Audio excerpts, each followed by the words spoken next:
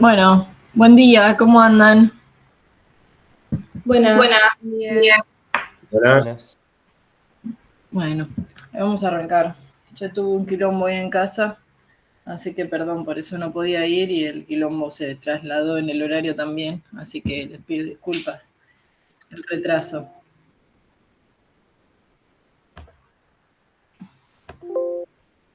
Bueno, somos 21. Vamos a ir empezando.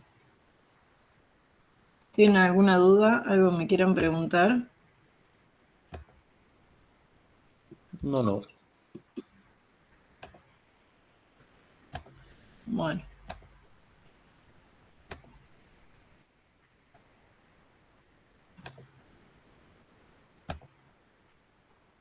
Ahí estamos.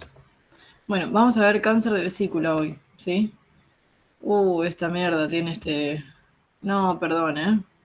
La presentación cuando era más chica les mandaba animaciones. Puede ser que sea solo esto, puede ser que todas pasen así. Por eso también les pido disculpas, me perturba, pero enormemente. No me acordaba que tenía.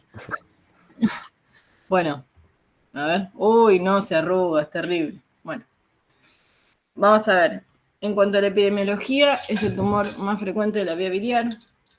Tengan en cuenta que es sumamente agresivo porque por lo general cuando se diagnostica ya están fuera del alcance quirúrgico, ¿sí?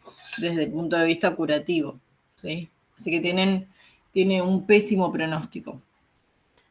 En estos pacientes la mayoría se les tiene que hacer un tratamiento paliativo, vamos a ver cuál es, porque, bueno, justamente ya están o con metástasis a distancia, o son irresecables, ¿sí? Son localmente muy grandes e irresecables, ¿sí? Tiene mayor incidencia en el norte de Argentina y es la principal causa de muerte por cáncer la mujer chilena. Así que obviamente Chile tiene muchísima más incidencia que nosotros, pero es un tumor que nosotros lo vemos. Bueno, en cuanto a la forma de presentación, esto es importante porque es particular de este tipo de tumor. Nosotros muchas veces lo que nos encontramos es con la segunda de esta forma, que es el incidental, ¿sí? A ver, cuando nosotros tenemos una sospecha de cáncer de vesícula, ¿sí? Nosotros nos consulta un paciente por dolor en hipocondrio derecho, por ejemplo. Ahora vamos a ver bien toda la clínica, pero para que se vayan dando una idea. El paciente nos consulta por dolor en hipocondrio derecho con síntomas de impregnación, ¿sí? Pérdida de peso, anorexia, pueden tener anemia, asociado a una masa vesicular, ¿sí? Es un tumor de vesícula que es sospechado o no incidental. Ahí nosotros lo estudiaremos al paciente como amerita, pero este sería el bajo porcentaje de pacientes que se sospecharía un cáncer de vesícula, ¿sí? Se pedirá la ecografía, se verá una masa en la vesícula, resonancia, etc. Ahora, lo más frecuente es que nosotros hayamos operado a un paciente, ¿sí? Por síntomas de que hayamos creído que era una litiasis vesicular, ¿sí? Y que en la anatomía patológica del posoperatorio, ¿sí? Ustedes imagínense que las patologías tardan más o menos un mes. Nosotros sacamos la vesícula, lo mandamos a estudiar, no pensábamos que podíamos encontrarnos con un cáncer, de hecho no nos dimos cuenta en el intraoperatorio, y nos viene en el resultado de la anatomía patológica cáncer de vesícula, ¿sí? Esto es lo más frecuente. Ahora vamos a ver qué tenemos que hacer cuando pasa esto, ¿sí? Y el cáncer de vesícula que se identifica en el intraoperatorio, nosotros tuvimos un caso que no se veía por imágenes, se le pidió una ecografía, creo que después al final de la clase aparece justo ese caso. No, nosotros lo identificamos en el intraoperatorio porque al manipular la vesícula uno toca, por más que sea mediante las pinzas de la laparoscopía, uno toca la pared de la vesícula y luce o uno lo siente más engrosado. Bueno, ese fue el caso, y este es un caso poco frecuente, la verdad, de encontrarnos con un cáncer de vesícula en el intraoperatorio, ¿sí? Por lo general, en estos pacientes, si se identifica en el intraoperatorio, lo que se hace es recomendar diferir la cirugía para poder estadificar esos pacientes, ¿sí? Pero bueno. Los factores de riesgo son la relación 3:1 entre mujeres y hombres, y mucho más frecuente en mujeres de 60 a 70 años, que tengan litiasis biliar. La litiasis biliar, todas las bibliografías la informan como un factor de riesgo. Será por la inflamación que genera de manera crónica, ¿sí? La inflamación crónica por los litos después podría terminar generando un cáncer. La obesidad, el embarazo, la multiparidad, los pólipos vesiculares. Y acá sí me voy a detener mínimamente. Cuando nosotros tenemos un paciente que nos viene con una ecografía por ambulatorio o que nosotros le pedimos porque tiene dolor en hipocondrio derecho, perdón que alguien se está queriendo unir.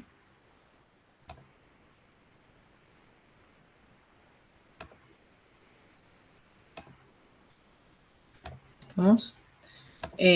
Lo que vamos a tener que hacer es ver el tamaño de ese pólipo, ¿sí? Si es mayor a 1 centímetro o nosotros le hacemos, o es menor en ese momento, pero le pedimos una ecografía a los 6 meses y aumentó más de 0,5 centímetros, la idea es que sea para el mismo ecografista, ¿sí? Porque recuerden que la eco siempre es operador dependiente.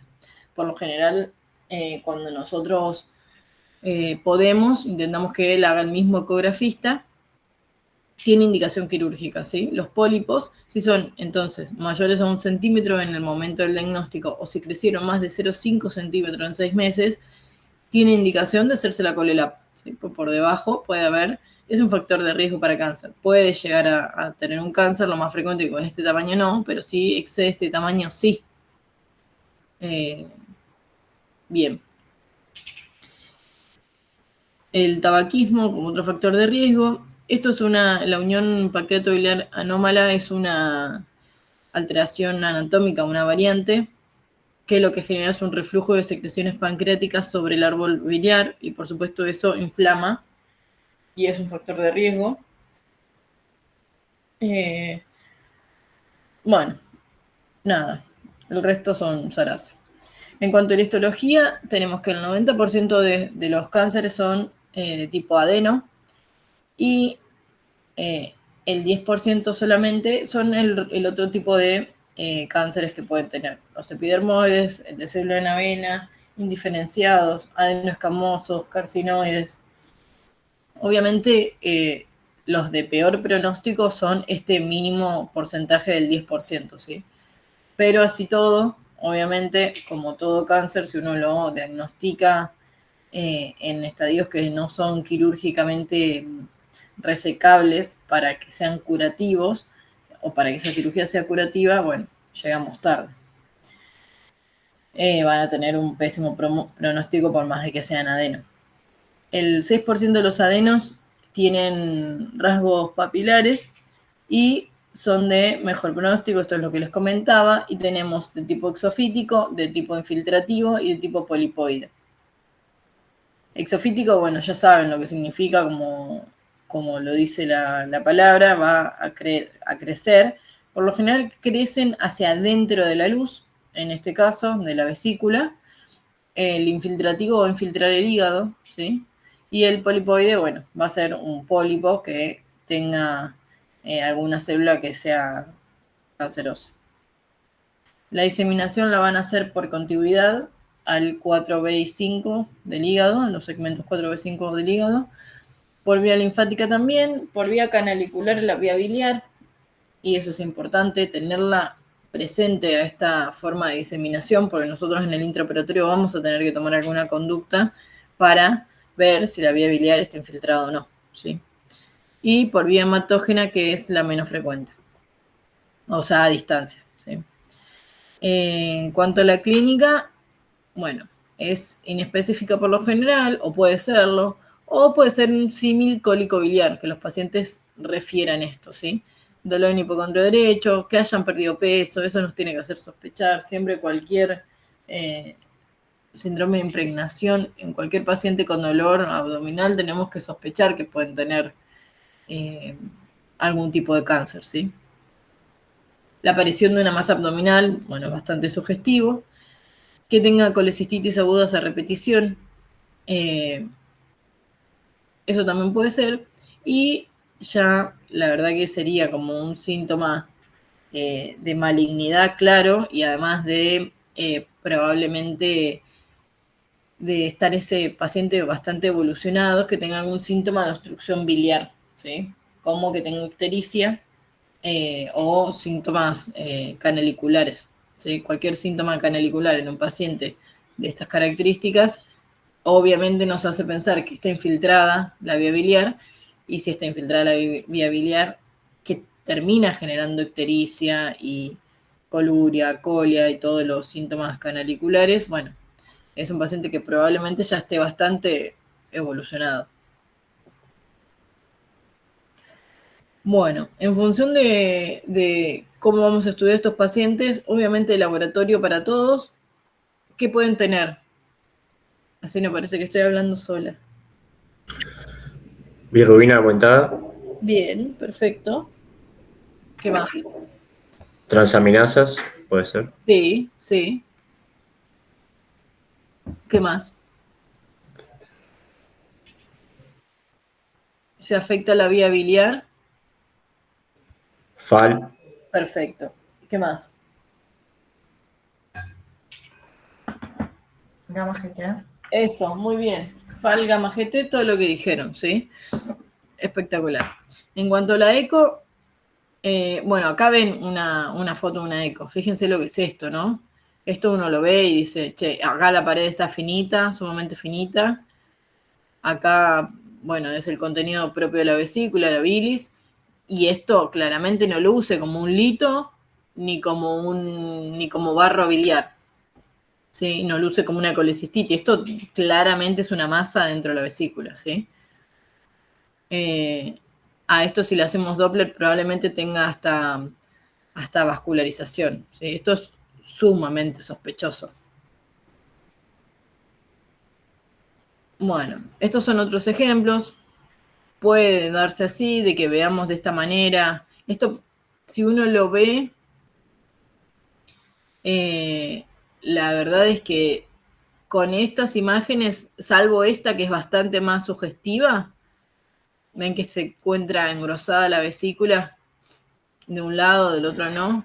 Pues esto pueden hacernos sospechar cuadros de colecistitis. Obviamente hay que acompañarlo con la clínica, ¿no? Pero esta sí tiene bastante engrosado bien lo que sería la pared. Bueno, a esto obviamente, ¿qué se imaginan que otro estudio le vamos a pedir? Para seguir y para poder dejar en evidencia bien si es o no una lesión tumoral de la vesícula.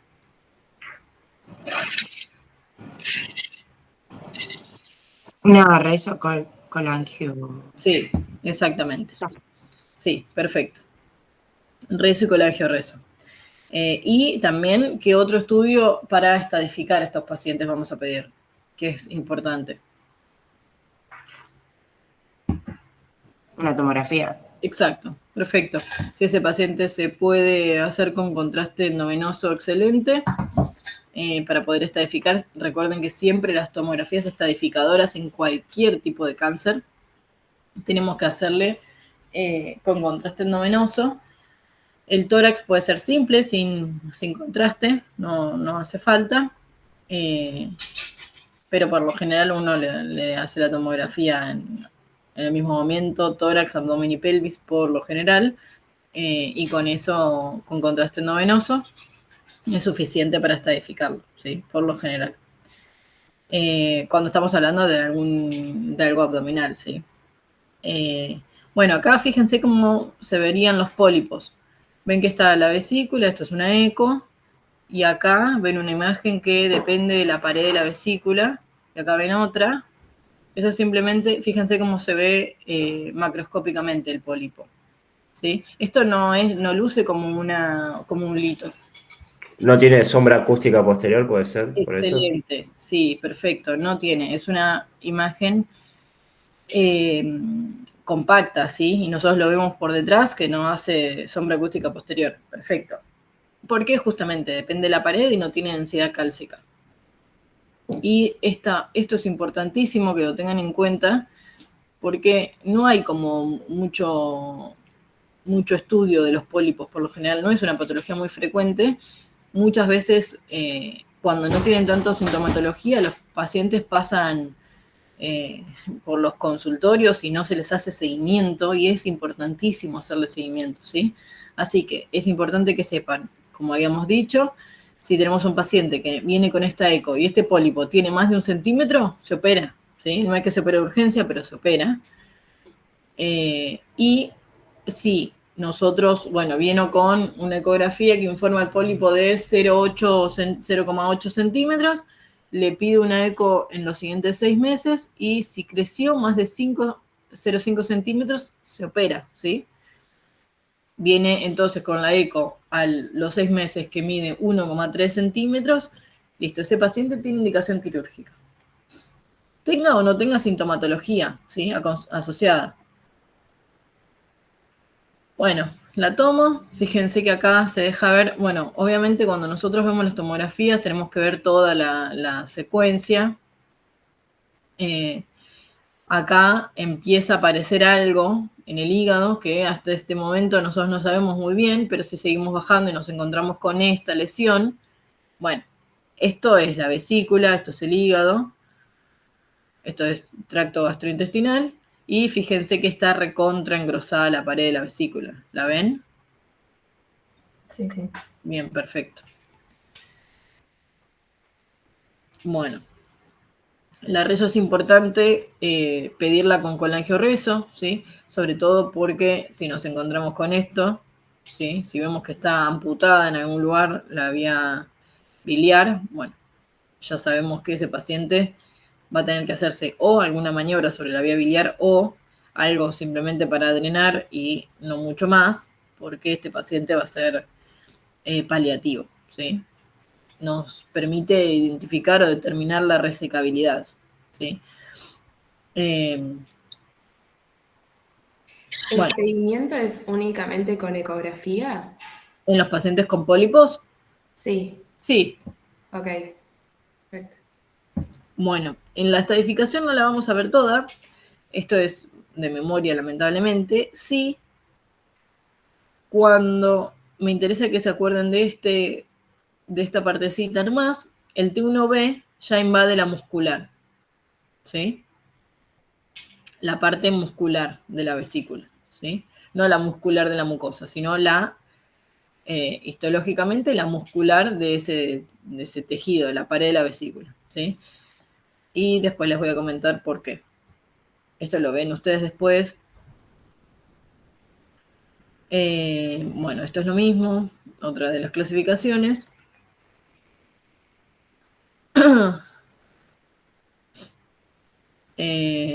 Nada, esto es la histología. Vamos al tratamiento. Fíjense, nosotros si nos encontramos con un paciente con un diagnóstico incidental, ¿sí? Que era el más frecuente, si se acuerdan, nosotros lo operamos, le hacíamos la ColeLab y en el consultorio al mes de operado veíamos la anatomía patológica y nos informaban que tenía un cáncer de vesícula. Hay que ver la estadificación, que nos dicen de cuánto invadió ese tumor la pared de la vesícula, ¿sí? Y ahora, en función de eso, ver si tenemos que hacer algún otro tratamiento quirúrgico o si ese paciente con la cirugía que se hizo, más el seguimiento por oncología y demás, estaría curado, ¿sí? Si nos viene que es un T1A, ¿sí? Si se acuerdan, el T1A invadía solamente la mucosa. Con la colecistectomía laparoscópica hecha, ¿sí? Ya es suficiente, ¿sí? Se haría solamente seguimiento de este paciente, ¿sí? Ahora, si nosotros, no sé si alguno estuvo cambiado en alguna de las vesículas que se hizo en el, cambiado no, pero viendo alguna de las vesículas que se hizo en el hospital, nosotros bueno, lo recomiendo en todas las guías, no solo para evitar la siembra tumoral, sino que para evitar que se infecten los ombligos o por donde saquemos la vesícula, por ejemplo, o el apéndice, por ejemplo, o lo que sea, todos sacamos a través de bolsitas, ¿sí? Justamente cuando hay lugares, la verdad que hay lugares que no sacan las vesículas ni los apéndices en bolsas, y lo que termina pasando en estos casos, por ejemplo, que nosotros no sospechamos, obviamente que si uno lo sospecha, a nadie se le va a ocurrir sacar ningún órgano a través de un puerto de trabajo como es un trocar, sin bolsa o sin un elemento que lo aísle de toda la pared, ¿sí? Porque obviamente sabe uno que puede hacer siembra y generar diseminación de esos tumores. Ahora bien, en el caso de las vesículas, y nosotros por lo general a todas las sacamos en bolsa, pero si no fuese el caso, ¿sí? Es una maniobra más, que es algo incluso sencillo de hacer, pero hay, como les decía, lugares que no lo hacen. Tenemos indicación, en el caso de que sepamos que no lo sacamos en bolsa, de resecar los puertos de trabajo, ¿sí? Hay que hacer la resección de la pared abdominal por donde salió la vesícula, solamente por donde salió. Uno la puede sacar por el puerto umbilical, en ese caso resecaríamos ese puerto, o por el epigástrico, ¿sí? Eso en función del cirujano. Ahora bien, desde el estadio T1B, ¿sí? Cuando invade la muscular, tendríamos que hacerle una tomografía, hacer un laboratorio con marcadores tumorales y una laparoscopía exploradora para ir a identificar a ver si ese paciente es resecable o irresecable, ¿sí? En el caso de los pacientes que sean irresecables, tendrían que hacer seguimiento por oncología y un tratamiento paliativo, y en el caso de los pacientes resecables, lo que está indicado primero. Recuerdan que tenían diseminación canalicular también dentro de las formas de diseminación de este tumor. O sea que podía infiltrar la vía biliar. Bueno, lo que primero tenemos que hacer es ir a buscar el cístico, ¿sí? El muñón del cístico que quedó, y resecar un pedacito. Nosotros resecamos ese pedacito de cístico, lo mandamos a patología, pero esta es en intraoperatoria, ¿sí? Es decir, está el patólogo en el quirófano, le damos la muestra, hace su trabajo y nos dice si ese cístico está invadido o si no está invadido. Si no está invadido, no hace falta resecar la vía biliar, ¿sí? Por supuesto que no. Ahora, si está invadido, obviamente vamos a tener que hacer la resección de lo que sería la vía biliar, ¿sí? Del hepático. Y hay que ir y buscar y sacar el ganglio cístico si no fue sacado. Muchas veces lo sacamos en las Colelab, pero si no fue sacado, hay que sacarlo. Y en el caso de que nosotros haciendo la laparoscopía exploradora sea resecable, podemos hacer la cirugía, que es como la indicada, cuando hay un estadio T1B en adelante, que es resecar el segmento 4B5 del hígado y hacer la linfadenectomía del pedículo hepático, ¿sí? Ahora vamos a ver algunas imágenes para que les quede más o menos claro.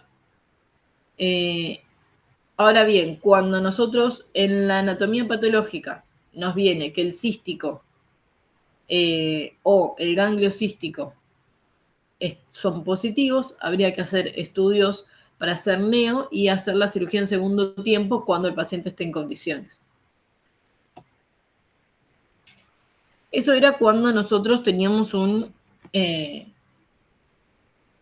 paciente que habíamos operado, el incidental, ¿sí? Que era el más frecuente. Lo habíamos operado, ese paciente estaba en su domicilio, vino por consultorio, vimos la anatomía patológica y nos informó del cáncer de vesícula.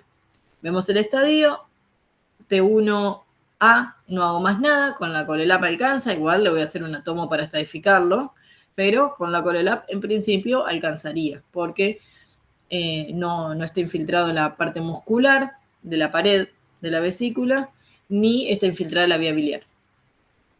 Ahora, del T1B en adelante, ya tendríamos que hacer algo más, ¿sí? Y ahora cuando nosotros sospechamos, esto es, el paciente tiene la vesícula puesta y yo sospecho por la ecografía o por una resonancia que ese paciente tiene cáncer, ¿sí? A los pacientes que tienen cáncer de vesícula, si no tenemos forma de tener anatomía patológica, pues no se hace una punción de la vesícula, ¿sí? Por lo general, ¿no? Por lo general estos pacientes o van, si son resecables, a hacer toda la cirugía, ¿sí? Uno mete la cámara, ¿sí? Le hace una laparoscopía exploradora y si es resecable ese paciente, se hace la colecistectomía en bloque, ¿sí? Con todo, con el hígado, que son los segmentos 4B5, y los que estén comprometidos en el caso de que se extiendan un poco más la linfadenectomía del pedículo hepático. Todo eso, toda esa muestra en bloque se saca y se manda a anatomía patológica por diferido.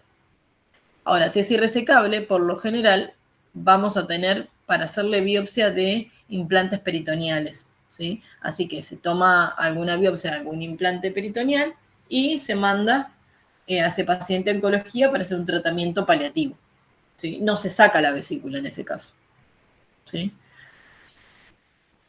Ahora bien, si los márgenes de resección vinieron negativos, si los ganglios vinieron negativos y sea in situ, quedó ese paciente en R0, se lo va a seguir por oncología con laboratorios con marcadores tumorales como el CEA y el K199 y va a hacer quimioterapia, ¿sí? Todos los pacientes van a hacer quimioterapia, ya sea de forma paliativa o de forma adyuvante, ¿sí? Ahora bien, si los márgenes son positivos, que quedó los ganglios son positivos, ese paciente va a ser un R1, así que va a tener que hacer quimioterapia adyuvante sí o sí. Y si es irresecable, que sería un R2, el tratamiento que se le va a ofrecer es solamente paliativo. ¿Hasta acá alguna duda? ¿Alguna pregunta? Una consulta. ¿Siempre la toma de muestra del cístico es viable o la pared? Porque vos podés tomar y capaz la pared es muy delgada y terminás Tomando no. parte de la vía biliar. Claro, y dejando Sí. un orificio y. Claro, perfecto, está perfecta la pregunta. La verdad es que hay císticos que son muy cortos o que en la cirugía se dejan muy cortos. Y en ese caso, bueno, sí, te la tenés que rebuscar, sacarle y después le podés cerrar la vía biliar a través de un KER. Por ejemplo, si vos ves que te vino, que no lo tenés que resecar, que vino que no está infiltrado, y bueno, le terminarás cerrando la vía biliar con un KER. Porque un cierre primario en un paciente con cáncer es medio jugado hacerlo. Se puede hacer, pero es medio jugado. Por lo general, bueno, a ustedes les faltó que veamos esa parte de la clase el otro día. Un KER es un tubo en T que uno mete adentro de, en este caso, la vía biliar y justamente es como una T.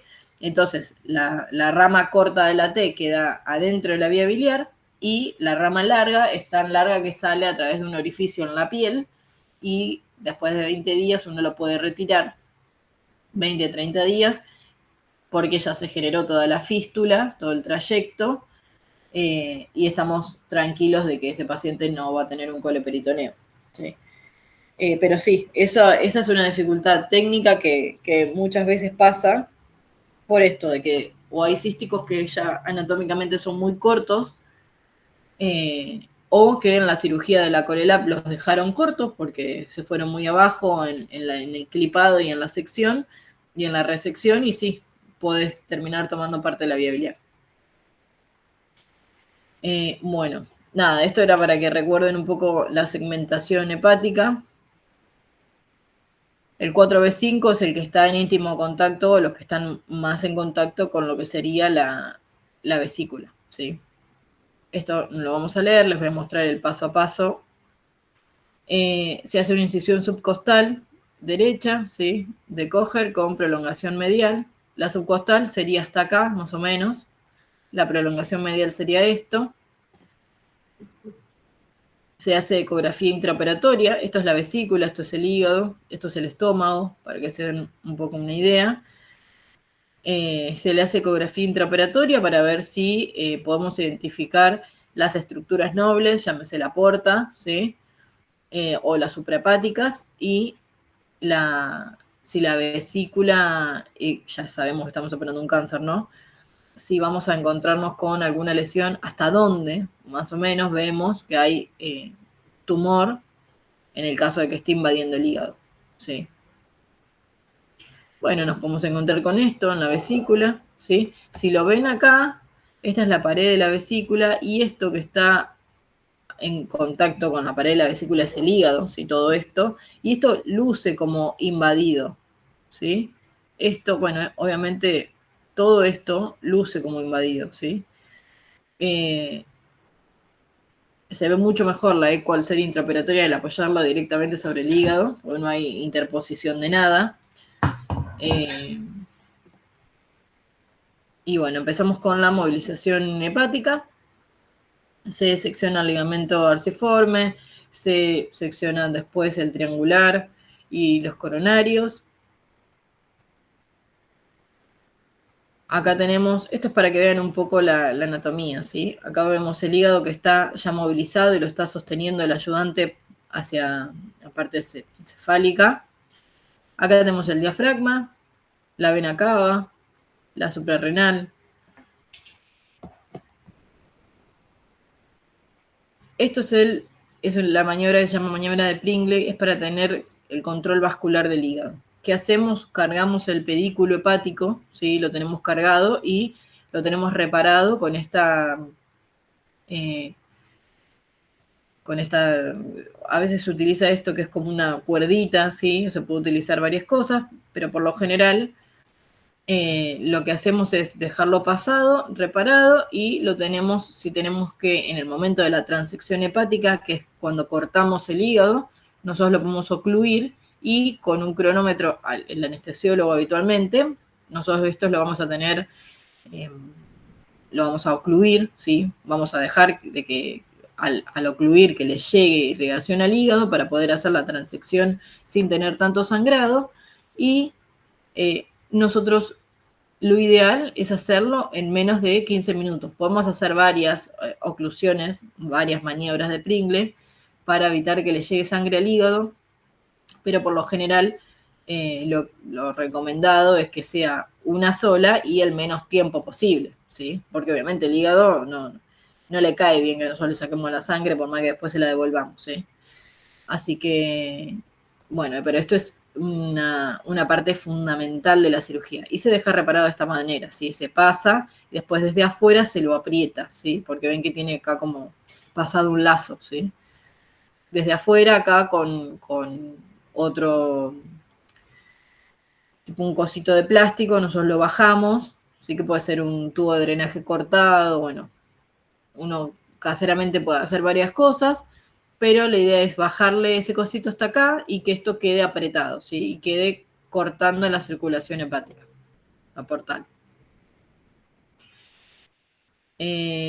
Bueno, a ver, en esta no se ve mucho, pero en esta van a ver mucho mejor. Fíjense, esto sería el hepático izquierdo, ¿sí? Esto es el hepático derecho, esto es el hepático común, esto es el cístico que tiene ya ligado y esto es la vía biliar, ¿sí? El colédoco. Acá ya no tenemos la vesícula puesta, ¿sí? Esto es una reoperación, no tenemos la vesícula.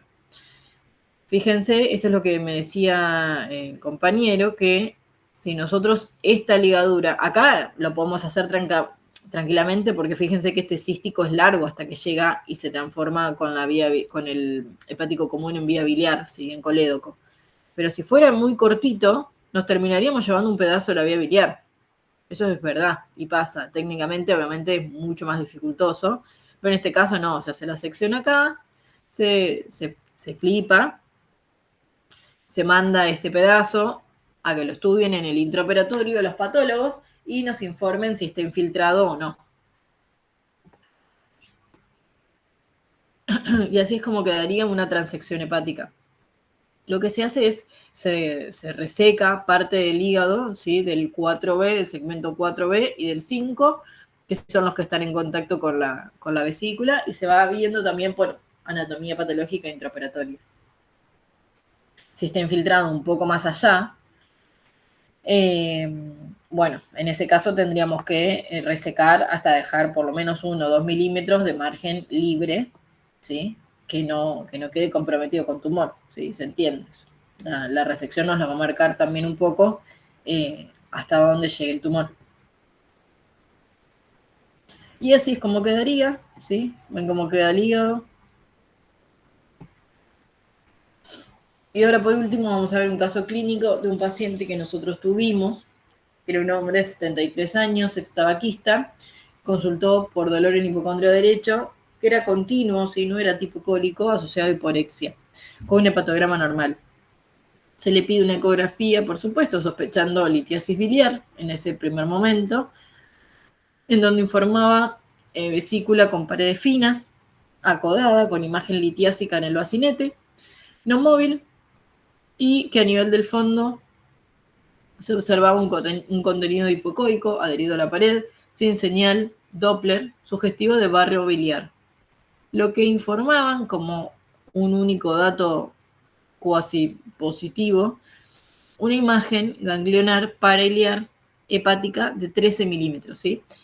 Más de 1 centímetro los ganglios se los refiere como adenomegalia, ¿sí? Ya que están en rango adenomegálico. Pero ustedes saben bien que un ganglio puede ser tranquilamente por algo inflamatorio, no necesariamente tiene que ser una metástasis de un cáncer.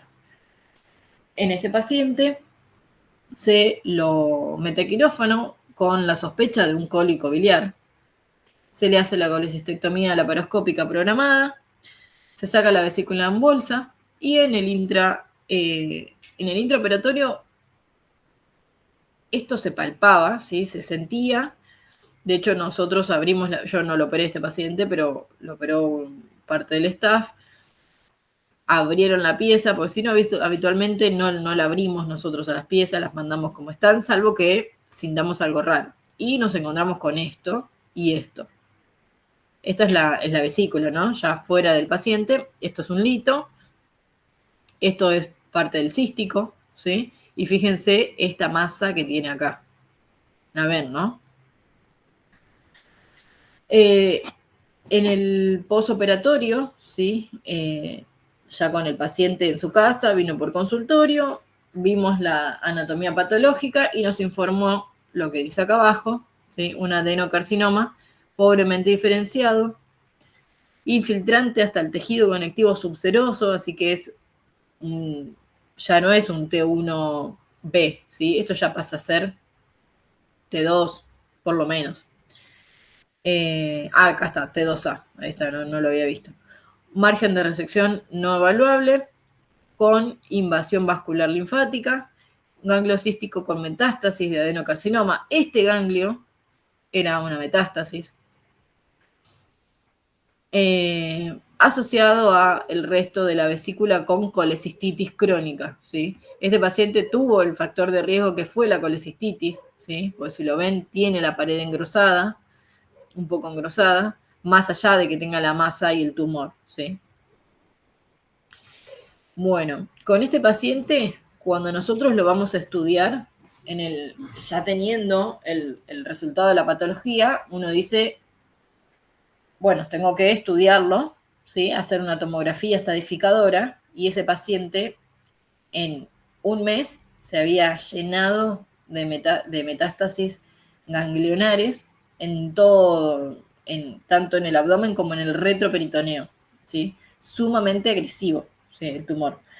Así que ese paciente quedó en tratamiento paliativo, no se hizo más nada.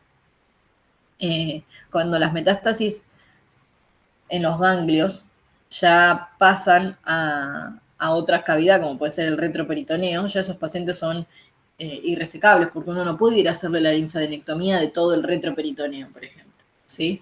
Ya es un paciente que se escapa del alcance quirúrgico. Así que ese paciente quedó como paliativo, ¿sí? Hizo adyuvancia, ¿sí? Y, bueno, falleció después. Era para presentarles un caso y con esto terminamos. ¿Dudas o preguntas? ¿Algún comentario? No. Bueno, muy bien. Vemos cómo organizamos para tener la clase que les debo, ¿sí? Probablemente yo creo que la semana que viene la vamos a poder estar metiendo con alguna otra de las clases que les tengo que dar, ¿sí? Dale, gracias. Dale, gracias. Gracias. Chao, chao. Gracias. Gracias. Muchas gracias, chao. Muchas gracias. A ustedes.